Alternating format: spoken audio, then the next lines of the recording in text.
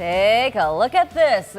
That is snow you're looking at. It's coming down hard right now in the southeast metro.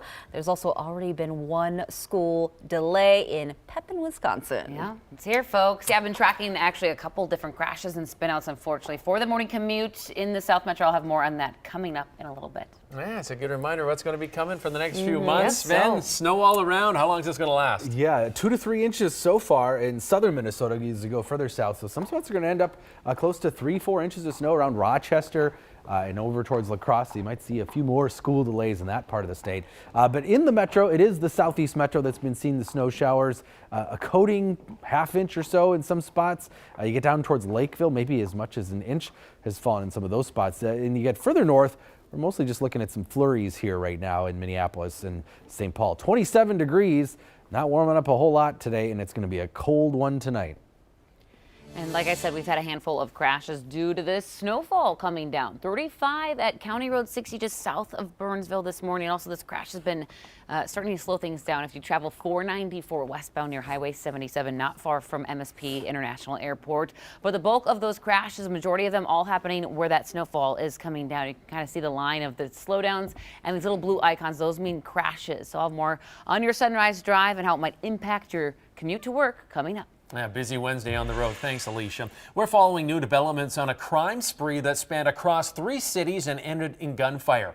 The Minnesota BCA released new information, including an update on how the suspect died. Kai Edwards is breaking it all down for us this morning. She's live outside the BCA building in St. Paul. Kaya? Today, investigators here at the BCA will be picking through this complicated case. Here's what they're telling us so far. The biggest update is that the medical examiner has ruled the suspect's death as a suicide. The BCA also released his name, Noah Erickson, 34 years old. They say Erickson and police exchanged gunfire, but it wasn't police who fired the fatal shots. No, instead, they say Erickson turned the gun on himself. And you'll remember the family he held hostage saw warning signs. He really did not know what he was going to do, and he again pointed the gun at me, but immediately, and then he pointed it at himself, and he said, I think I'm going to die today.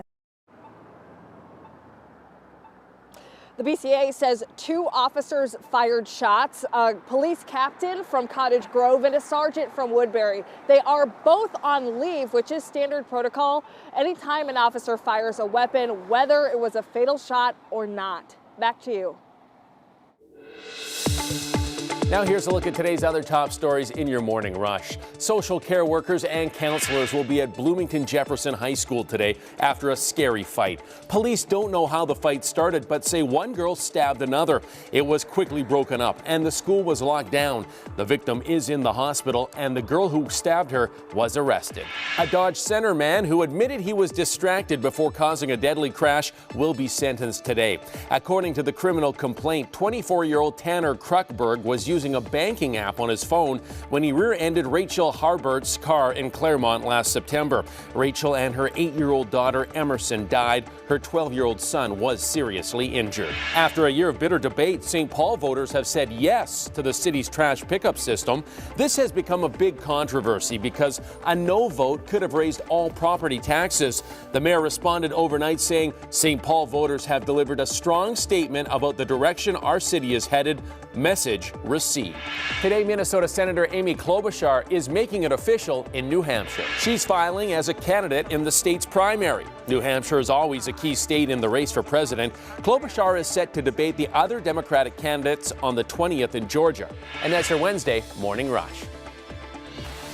In just a few hours, a judge will be asking Water Gremlin about its progress in preventing lead poisoning. The state closed down the White Bear Township facility last week after some kids of workers had elevated lead levels. The plant was allowed to reopen yesterday after certain safety measures were put in place.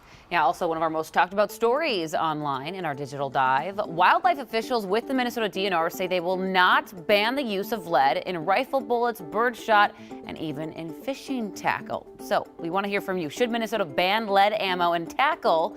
You can chime in right now using our mobile app and clicking vote, or head to KARE11.com/vote now to weigh in. Meanwhile, our news partner NPR is reporting that the environmental groups who want this ban are arguing that lead fishing tackle and ammo are a threat to wildlife and human health. The DNR says that there needs to be more studies done on the health and environmental impacts and that it should be up to lawmakers on whether or not they should be banned or restricted in our state. The Minnesota Pollution Control Agency does have an article on their website about the impact of lead ammo and tackle, and they even offer some alternatives, non-toxic tackle that anglers could use. They even shared this really sad image of a dead loon that was found in a northern Minnesota lake with visible lead tackle inside of that loon's stomach. So yeah, a lot of folks chiming in on this. Again, head to KROL1.com/vote now. Meanwhile, here's what some of our sunrisers are saying. Ken said, well, duck hunters can't use lead shots. It's illegal, and there's no way deer hunters and other hunters shoot enough lead to make a difference. Jonathan thinks officials probably realize that blindly banning lead would devastate the fishing and hunting related industries, aka their primary source of revenue. And then Jerry asked, so the state EPA shuts down a company because of elevated lead levels found in a few of the children of employees, but the state DNR doesn't seem to think lead is dangerous to wildlife and to humans. Meanwhile, we asked you guys, it's been about 50 to 48%. Pretty split. Yeah, kind of split throughout the morning, but to respond to one of our sunrisers who just said the DNR doesn't care, they do want more research and more studies done before they even make a statement on the matter. Yeah. I wonder if there's a cost difference between like lead firearms or lead ammunition and non-lead or something like that. If there's stuff to be considered like that as well, that can make a difference for some people. All right, let's go to Sven now with our one thing weather. Yeah, we are looking at snow falling in the South Metro. We've been monitoring that for you. Eagan, Apple Valley, Burnsville, into Cottage Grove. That's where we're seeing some snow-covered areas there. Watch out for that. Further north, we're just seeing some flurries. We're going to be near freezing today, but a cold night on the way. And a look at the roads. We do have some crashes, a handful of crashes. Just check out the southeast corner of the metro near Inver Grove Heights. All those blue icons are crashes and spinouts. Drive times right now along 35E northbound, 23 minutes to get to 494. Well, it's National Stress Awareness Day. Listen to this. A new national survey finds half of the professionals on the road say commuting is stressful. Nearly half of those surveyed told the staffing firm Robert Half that their trip was just too long, with an average of 48 minutes each. Nearly 20% say their travel time tops an hour. Yikes.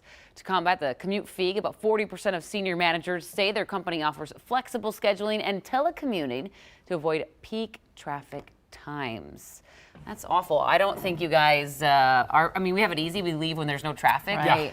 But to travel more than an hour to work, from work, not good. We do have some stories sometimes where we have to come back in traffic, and that is the worst. And so I can't even imagine doing that every day, right? We feel for you folks. Yeah. We feel Sometimes for you. there's a trade-off. People like to live farther out so they can get the larger house, a little property, but then you have to sit in the traffic, and that creates anger, apparently.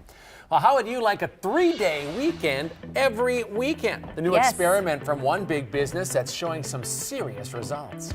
And the dangers of vaping. In 20 minutes, you've got to listen to our interview with a Minnesota man who almost died from it, a story you'll only see on KARE 11. And a heartbreaking story out of Mexico. An American family ambushed by a drug cartel. The new information we're learning overnight.